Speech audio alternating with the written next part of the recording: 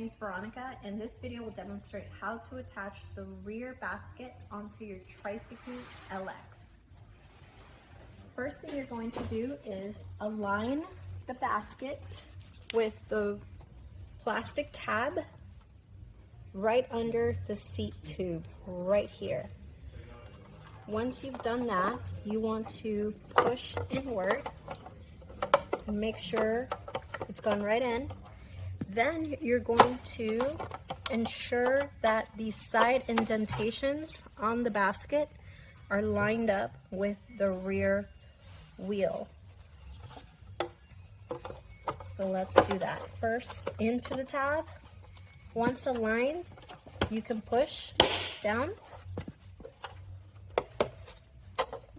and they'll click right in.